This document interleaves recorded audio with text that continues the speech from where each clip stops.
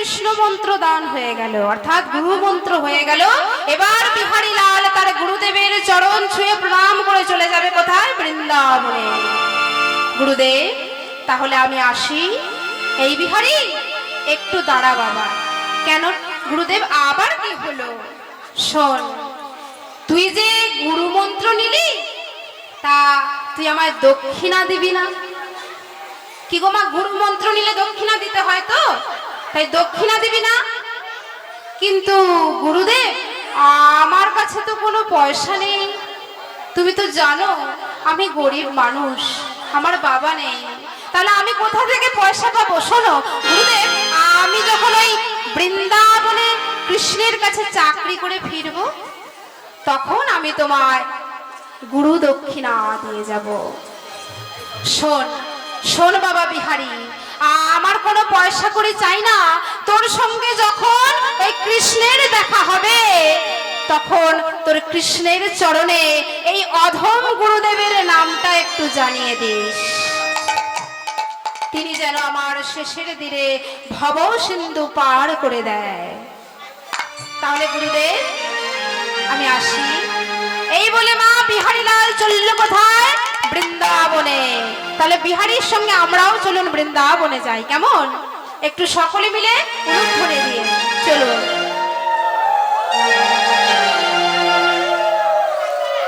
ওমা, বিহারী লাল আজ বৃন্দাবনে যাচ্ছে। চলে রে আমার মন, ওই মধুর বৃন্দাবন,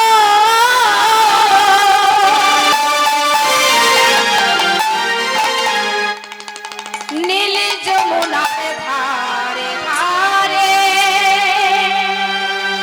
ওই তোমালে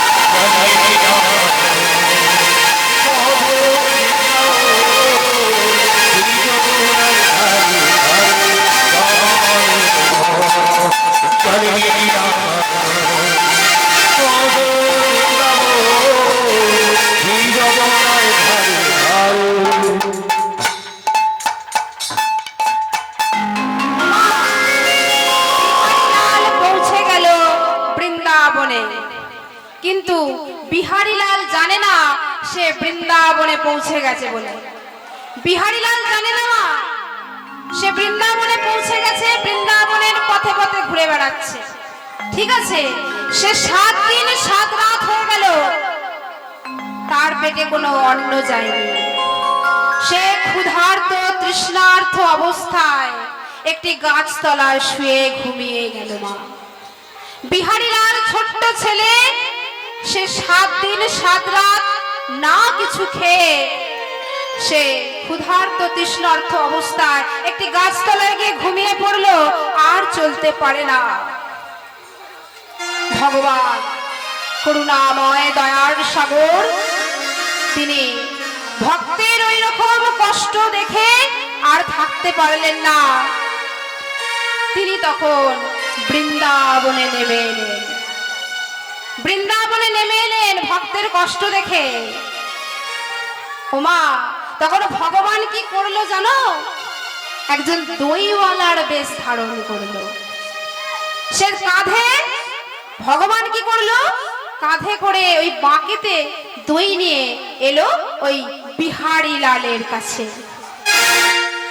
এসে বিহারী লালের মাথায় হাত বুলিয়ে দিচ্ছে। আহা, কি অপূর্ব সেই দৃশ্য!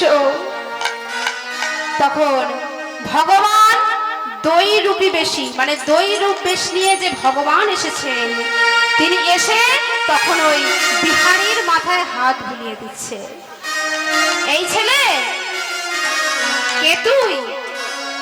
তুই এখানে এইভাবে ঘুমাচ্ছিস কেন? তোকে তো এর আগে কোনোদিনও দেখিনি। কোথা থেকে এসেছিস তুই? কি নাম তোর? ভগবানের পরশমণির পরশ পেয়ে বিহারীলাল চমকে উঠল। বিহারীলাল বলছে, কে কে তুমি আমার মাথায় হাত দিলে? কে? আমি দইওয়ালা। ওমা, ভগবান কিন্তু তার পরিচয় দিল না, তাহলে তো বিহারী জানতে পেরে যাবে গো। তাই ভগবান বলছে, আমি দইওয়ালা। তা তুই কে রে? তোকে তো এর আগে এখানে কোনোদিনও দেখিনি। ও দইওয়ালা, আমার নাম বিহারীলাল। আমি ওই কাঞ্চননগর গ্রাম থেকে এসেছি। জানো তো, আমার না বাবা নেই, আমার মায়ের অনেক দুঃখ। তাই আমার মায়ের দুঃখ দূর করবো বলে আমি পাঠক ঠাকুরের কাছে শুনেছি যে বৃন্দাবনে নাকি কৃষ্ণ নামে এক রাখাল রাজা আছে, আর তার নাকি 9 লক্ষ ধেনু আছে, আবার তার নাকি 12 রাখালও আছে। তুমি বলো না গো দইওয়ালা, এটাই কি বৃন্দাবন? তখন মা দইওয়ালা বেশি ভগবান মুচকে মুচকে হাসছে। আরে, এটাই বৃন্দাবন। ও মায়েরা, যেখানেই হয় মধুর মধুর হরিনাম সংকীর্তন, সেখানেই তৈরি হয় মধুর মধুর বৃন্দাবন। তাই দৈরূপী বেশি ভগবান বিহারীকে বলছে, হ্যাঁ রে বিহারী, এটাই বৃন্দাবন। ও দইওয়ালা, তুমি বলো না গো, কৃষ্ণের বাড়িটা আর কত দূর? আমি যে কৃষ্ণের বাড়িটা খুঁজেই পাচ্ছি না।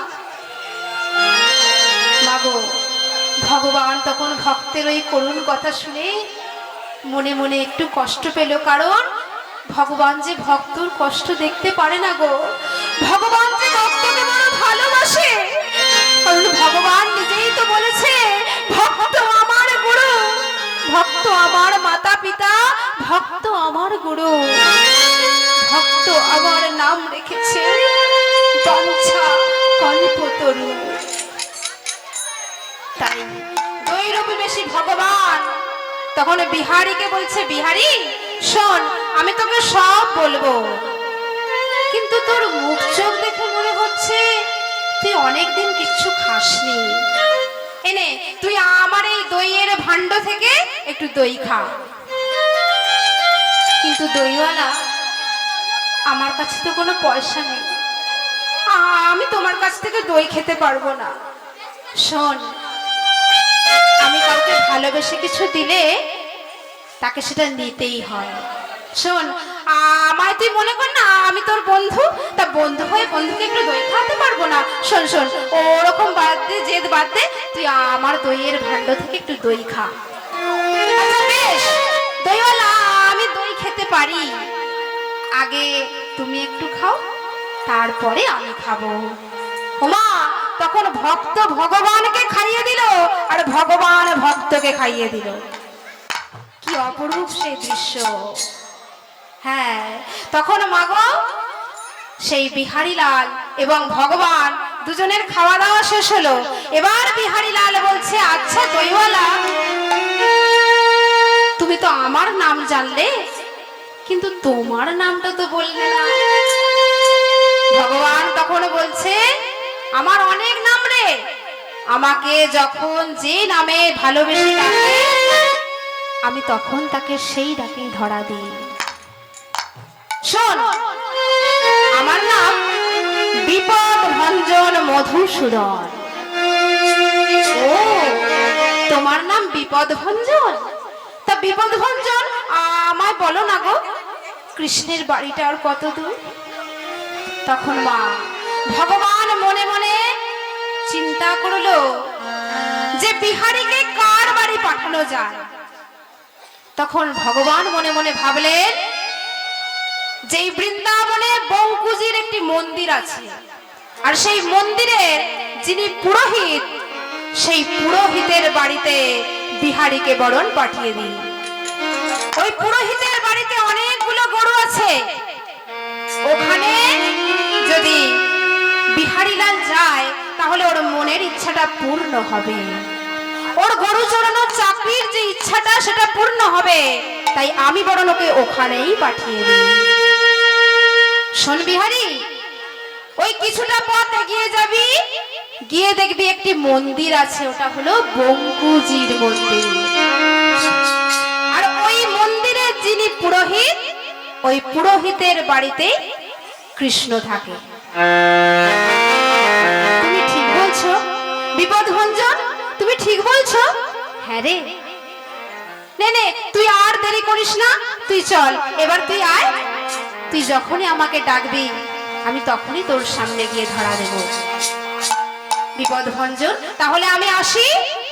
এ কথা বলে মা বিহারীলাল কিছুটা পথ এগিয়ে গিয়ে দেখলো সত্যি একটা বঙ্কুজির মন্দির, আর মন্দিরের পাশেই আছে একটা বাড়ি।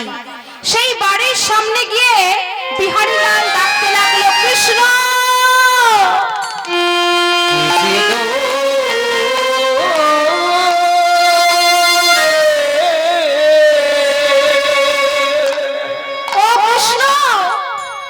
বাড়িতে আছো? মাগো, পুরোহিত তখন বাড়ির ভিতর থেকে একটা ছোট্ট শিশুর কণ্ঠস্বর শুনতে পেয়ে বাইরে বেরিয়ে এসে দেখলো একটি ছেলে দাঁড়িয়ে আছে।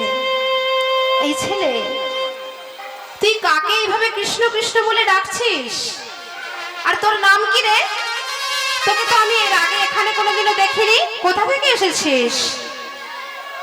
ও বাবুজি, আমি ওই কাঞ্চননগর গ্রাম থেকে এসেছি গো। আমি ওই আমার গুরুদেবের মুখে শুনেছি এই বৃন্দাবনে নাকি কৃষ্ণ নামে এক রাখাল রাজা আছে, তার নাকি 9 লক্ষ ধেনু আছে। জানো তো বাবুজি, আমার না বাবা নেই, আমার মায়ের অনেক দুঃখ, অনেক কষ্ট। তাই আমার গুরুদেবের মুখে শুনেছি যে বৃন্দাবনে কৃষ্ণ নামে রাখাল রাজা আছে, আর আমি সেই মায়ের দুঃখ দূর করব বলে সেই কৃষ্ণের কাছে যাচ্ছি গরু চড়ানোর চাকরি করতে। তুমি বলো না বাবুজি, এটাই কি কৃষ্ণের বাড়ি? ওমা, তখন পুরোহিত ঠাকুর মনে মনে ভাবলো, এই এতটুকু ছোট্ট ছেলেটার মনে এত ভক্তি। আমরা এতদিন ধরে ভগবানের সেবা দিলাম, আমাদের মনে এতদিন একটু ভক্তির উদয় হলো না, আর এইটুকু ছোট্ট ছেলেটার মনে আজ কত ভক্তির উদয় হয়েছে। তাই একে মিথ্যা বলা যদি আমার অপরাধ হয় হোক, আমি ওকে বলবো, হ্যাঁ রে বিহারী, এটাই কৃষ্ণের বাড়ি। তুমি সত্যি বলছো বাবুজি? হ্যাঁ রে, এটাই কৃষ্ণের বাড়ি, আর তুই আজ থেকে এখানেই থাকবি। তুই আমার গোয়াল ঘরে যতগুলো গরু আছে সব গরুগুলো নিয়ে মাঠে চলে যাবি, আর সন্ধ্যার আগে বাড়ি ফিরে আসবি, আর আমি তোকে ঠিক সময় মতো মাঠে খাবার দিয়ে আসবো, কেমন? তোর চাকরি পাকা। মাগো, বিহারীলালের চাকরি পাকা হয়ে গেল। বিহারীলাল সেদিন থেকে ওই পুরোহিতের বাড়িতেই থাকতে লাগলো। কিন্তু মা, বিহারীলালের মনে প্রশ্ন জাগলো, তাই তো এই তো মাত্র এই কটা গরু, তাহলে আমার গুরুদেব যে বলল যে কৃষ্ণের নাকি 9 লক্ষ ধেনু আছে, আবার দ্বাদশ রাখালও আছে। তাহলে কৃষ্ণের নবলক্ষ ধেনুই কোথায় আর দ্বাদশ রাখালই বা কোথায়? ছোট্ট ছেলেটার মনে কেমন প্রশ্ন জেগেছে দেখুন। সে তখন কি করলো মা, ওই গরু চড়াতে চড়াতে চিন্তা করে তারপরে একটা গাছের ডালের উপর উঠে চড়ে উঠলো। গাছের ডালের উপর উঠে বসলো। সেখান থেকে সে চারিদিকে কৃষ্ণকে এইভাবে খুঁজছে, কৃষ্ণ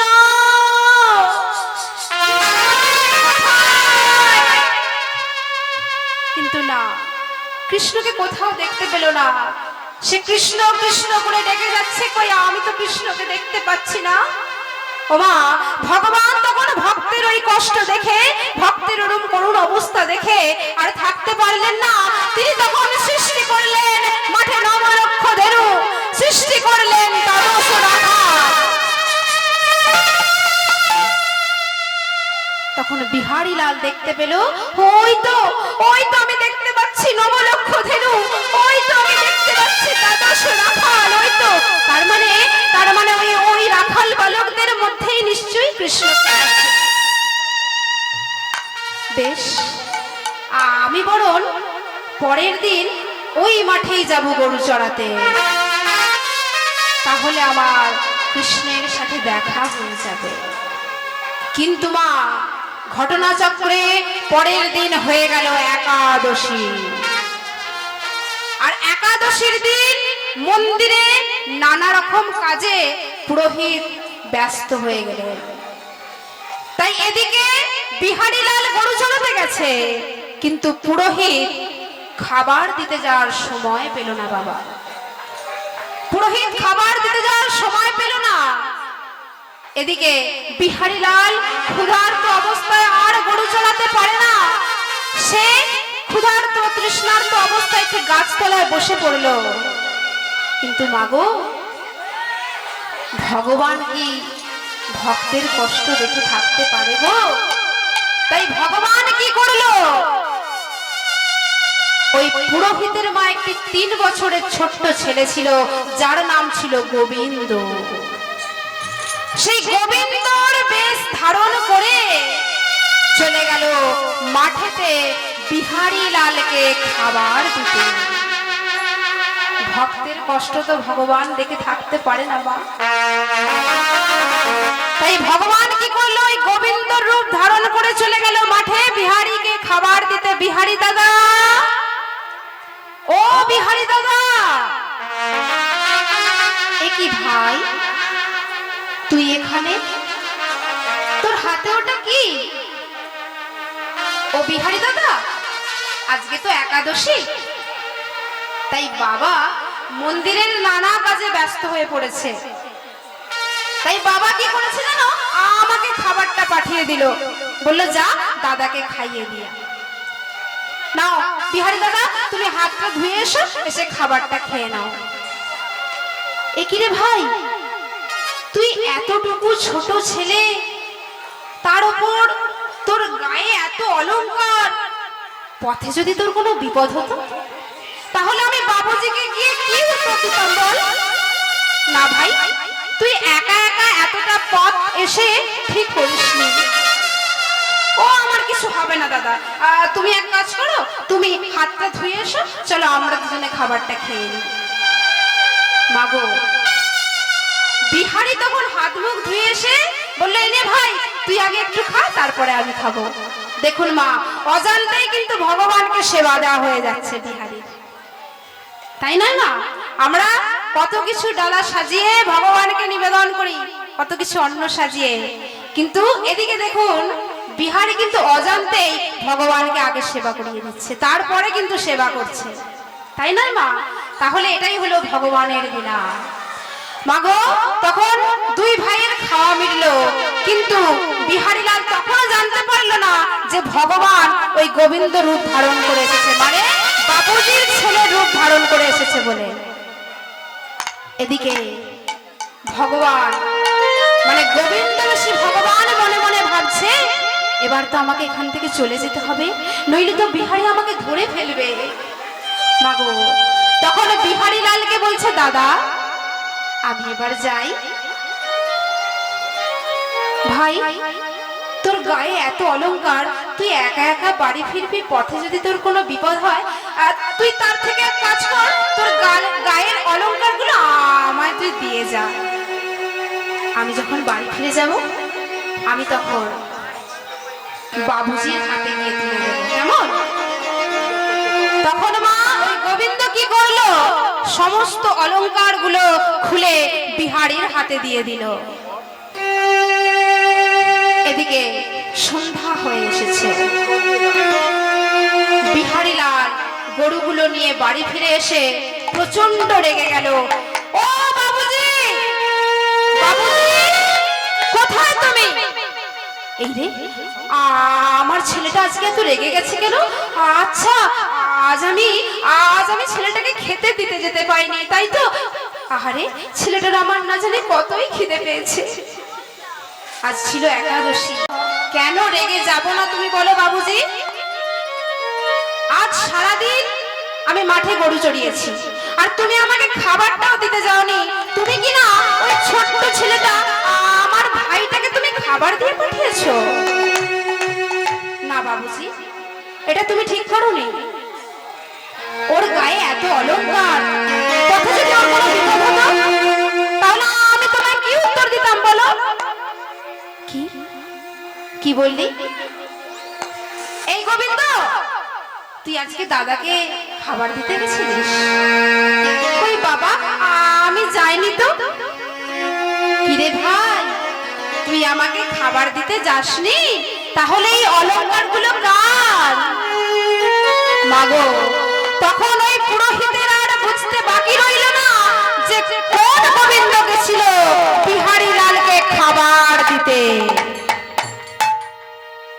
তখন পুরোহিত মহাশয় সেই গহনাগুলো নিয়ে ছুটতে ছুটতে চলে গেল সেই বঙ্কুজির মন্দিরে। বঙ্কুজির মন্দিরে গিয়ে দরজাটা খুলে দেখলো বঙ্কুজির অঙ্গে কোনো অলংকার নেই। মাগো, সেই অলংকারগুলো একটা একটা করে নিয়ে বঙ্কুজির অঙ্গে পরিয়ে দিল। বিহারীকে ধরে বলছে, ওরে বিহারী, আজ তুই যা পেয়েছিস আমি এতদিন ভগবানের সেবা করে পাইনি বাবা। শোন বাবা, আজ থেকে তুই আর গরু চড়ানোর চাকরি করবি না, আর ওই মাঠে গরু চড়াতে যাবি না। আজ থেকে তোর কাজ এটাই হবে, তুই এই মন্দিরের সামনে দারোয়ান হয়ে থাকবি। দেখুন মায়েরা, বিহারীলালের প্রমোশন হয়ে গেল, একটা চাকরি থেকে আবার একটা চাকরি পেয়ে গেল। বিহারীলাল মনে মনে ভাবছে, এটা কি হলো? ছোট ছেলে তো মা বলছে, এটা কি হলো? আমি তো গরু চড়ানোর চাকরি করছিলাম, হঠাৎ করে দারোয়ানের চাকরি পেয়ে গেলাম কেন? শোন বিহারী, আজ থেকে তুই এই লাঠিটা নিয়ে এই মন্দিরের গেটের সামনে দাঁড়িয়ে থাকবি। এই নে, এই প্রসাদটা খা, খেয়ে তুই এখানে সারা রাত পাহারা দিবি। মাগো, সবাই চলে গেল। বিহারীলাল একটা লাঠি নিয়ে স্থির হয়ে দাঁড়িয়ে রইল। আস্তে আস্তে একটু একটু করে গভীর রাত হয়ে গেল। গভীর রাত হয়ে গেল। বিহারীলাল দেখতে পেল দূর থেকে একটা ছোট্ট আলো তার দিকে একটু একটু করে এগিয়ে আসছে। বিহারীলাল একটু ভয় পেল। সে তখন লাঠিটা শক্ত করে ধরলো। লাঠিটা শক্ত করে ধরলো। সে তখন মনে মনে ভাবছে যে এত রাত্রিবেলা কে আসতে পারে, হয়তো চোর বা ডাকাত, যে হোক হবে। তখন বিহারীলাল কি দেখলো মা? দেখলো একজন বুড়ো আর বুড়ি এসেছে। এই বুড়ো বুড়িটা কে গো মা, জানা আছে? এই বুড়ো বুড়িটা আসলে কে বলো তো? হ্যাঁ, এই বুড়োটা হলো, এনার অঙ্গে কি কি আছে একটু শোনো। এনার অঙ্গে আছে বাগছাল, মাথায় আছে জটা, আর গায়ে মেখে রেখেছে কি ছাই ভস্য। তিনি কে গো মা? শিব ঠাকুর। বুড়োর রূপ ধারণ করে এসেছে। আর পাশে আছে একজন অপরূপা সুন্দরী নারী। তিনি কে গো মা? তিনি হলেন পার্বতী। শিব আর পার্বতী এসেছে বুড়ো বুড়ির রূপ ধারণ করে। বিহারী আরো দেখলো একজন চার মুখওয়ালা বুড়ো এসে দাঁড়িয়েছে। উনি কে মা? চতুর্মুখী ব্রহ্মা, সৃষ্টিকর্তা, তাই তো? তিনি এসেছেন। কিন্তু বিহারীলাল তো কাউকেই চেনে না। আমরা সবাইকে চিনতে পারছি, কিন্তু বিহারীলাল কাউকে চেনে না। বিহারীলাল আরো দেখলো 8 জন নববধূ হাতে শাখা পলা, সিঁথি ভর্তি সিঁদুর পরে সুন্দর সেজে এসেছে। এই 8 জন নববধূকে মা ভগবান কৃষ্ণের অষ্ট সখী। এদেরকেও চিনতে পারলো না বিহারী। সর্বশেষে কে এলো মা? একজন অপরূপা সুন্দরী রমণী। তিনি যেই সেই বঙ্কুজির মন্দিরটাতে তার চরণটি রাখলেন, সেই মন্দিরটা মা আলোয় আলোকিত হয়ে গেল। বলো তো মা, এই যে রমণীটা এলো, এই রমণীকে স্বয়ং রাধা রানী। তাহলে স্বয়ং রাধা রানী এসে উপস্থিত হয়েছে এই বঙ্কুজির মন্দিরে। আমরা রাধা রানীর নামে একটু জয়ধ্বনি করে নিই মা। বলিয়ে রাধা রানী কি, রাধা রানী কি, রাধা রানী কি। ও মা, রাধা রানী এসে উপস্থিত হলেন, কিন্তু বঙ্কু মানে ওই বিহারীলাল জানতে পারলো না, কাউকে চিনতে পারলো না। এবার বিহারীলাল তাদের প্রশ্ন করছে, আচ্ছা তোমরা কারা গো? এরকম একে একে এসে মন্দিরের সামনে ভিড় করছো, কারা তোমরা? তখন সবাই বলছে, ওরে বিহারী, তুই দরজাটা খুলে দে মন্দিরের, আমরা ভিতরে প্রবেশ করব। আমরা এসেছি তোর প্রভুকে সেবা দিতে। শোন, দরজাটা খুলে দে, আমরা প্রতিদিন এখানে আসি। তুই এখানে নতুন তো, তাই তুই জানিস না। তুই দরজাটা খুলে দে, আমরা সেবা দিয়েই চলে যাব। তোমরা কি আমার সাথে ইয়ার্কি করছো? তোমরা একে একে আসছো আর এই মন্দিরের সামনে ভিড় জমাচ্ছ, আর এসে আমাকে বলছো বিহারী দরজাটা খুলে দে, আর আমরা তোর প্রভুকে সেবা দিতে এসেছি। শোনো, ওসব হবে না। আগে আমি ভিতরে গিয়ে আমার মনিবকে জিজ্ঞাসা করব, তারপরে আমি তোমাদের ভেতরে প্রবেশ করতে। তিনি যদি অনুমতি দেন তবেই কিন্তু তোমরা ভিতরে প্রবেশ করতে পারবে। ওমা, তখন বিহারীলাল কি করলো? দরজাটা খুলে ভিতর দিয়ে বন্ধ করে দিল। ভিতরে প্রবেশ করে বিহারীলাল চারিদিক দেখছে। কি হলো? আমার বাবুজি যে বলল যে মন্দিরের ভেতরে আমার মনিব ঘুমোচ্ছে, কৃষ্ণ ঘুমোচ্ছে, তাহলে কোথায় কৃষ্ণ? আমি কৃষ্ণকে দেখতে পাচ্ছি না কেন? কৃষ্ণ তুমি কোথায়? কৃষ্ণ তুমি কোথায়? এখানে তো শুধুমাত্রই বঙ্কুজির মূর্তিটাই দাঁড়িয়ে আছে। কৃষ্ণ তুমি কোথায়? কে তুমি? আমার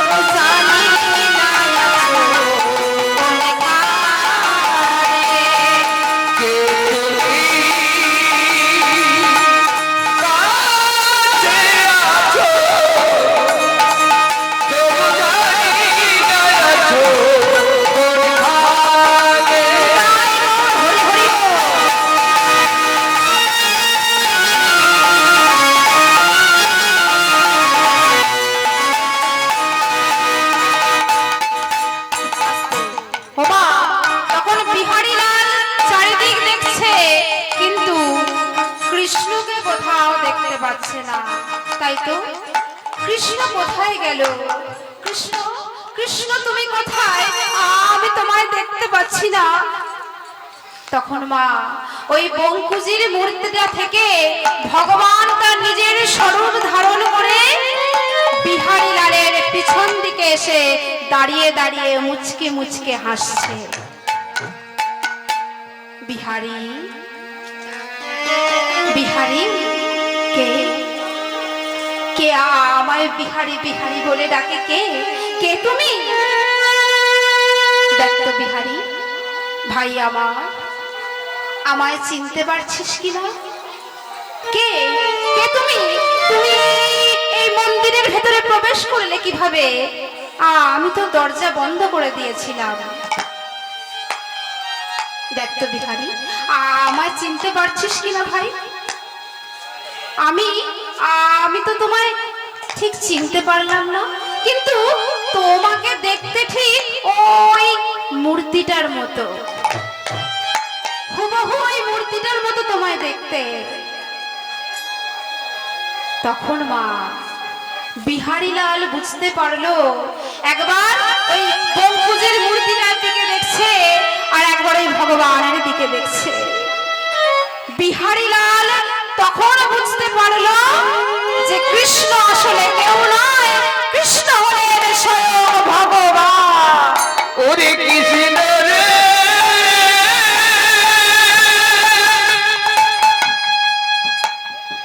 কৃষ্ণ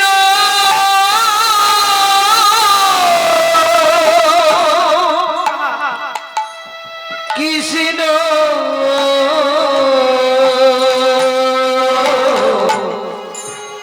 কৃষ্ণ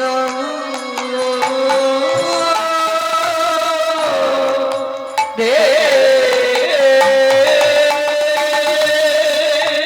মাগো, বিহারী লাল তখন বুঝতে পারলো কৃষ্ণ আসলে অন্য কেউ নয়, কৃষ্ণ কোনো রাখাল রাজা নয়, কৃষ্ণ হলেন স্বয়ং ভগবান।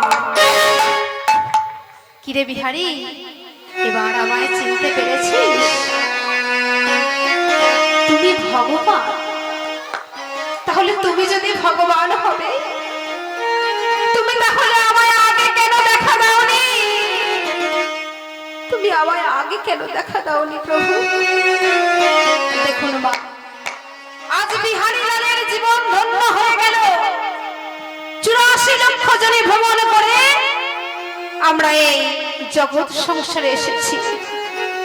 বিহারী লালের জীবন আজ ধন্য হয়ে গেল। কৃষ্ণ স্বয়ং বিহারী লাল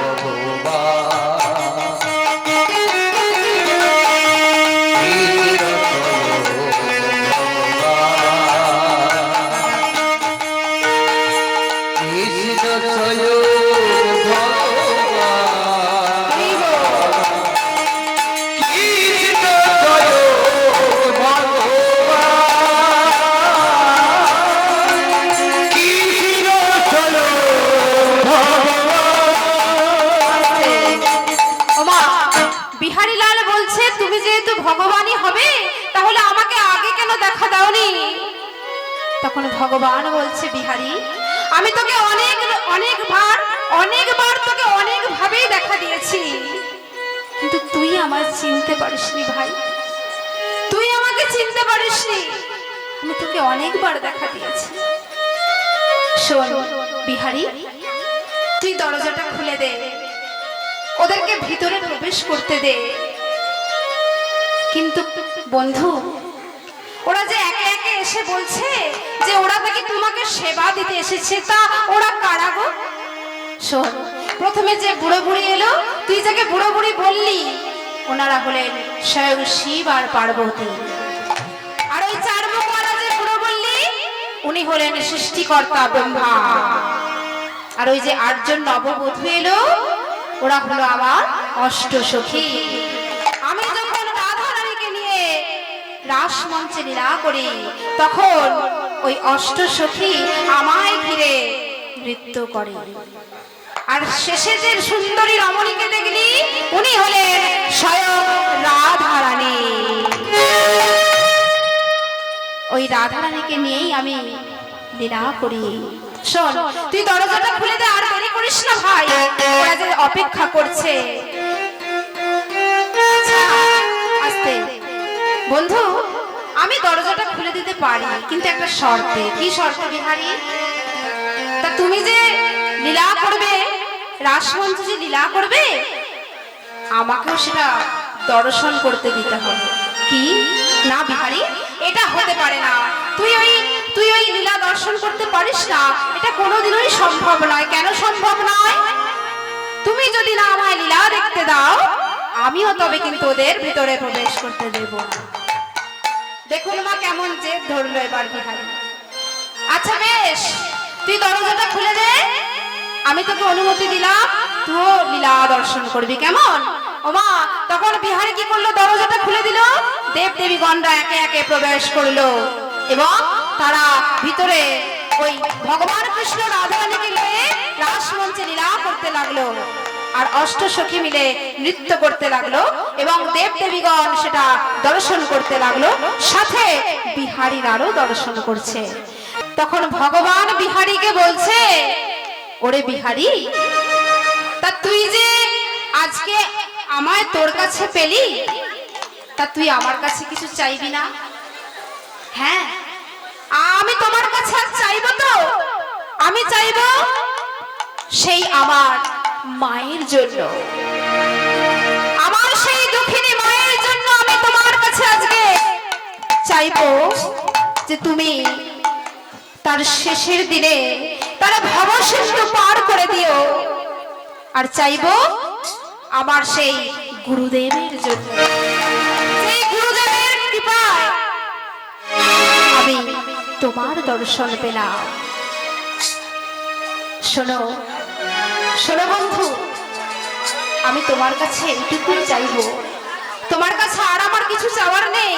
কেন রে বিহারী, তুই যে আমায় পেলি, তোর কাছে তোর জন্য কিছু চাইবি না? না, আমি আমার জন্য কিচ্ছু চাইবো না, কারণ আমি যে তোমায় পেয়ে গেছি, আমি যে তোমায় পেয়ে গেছি, আমার আর কিছু চাওয়ার নেই।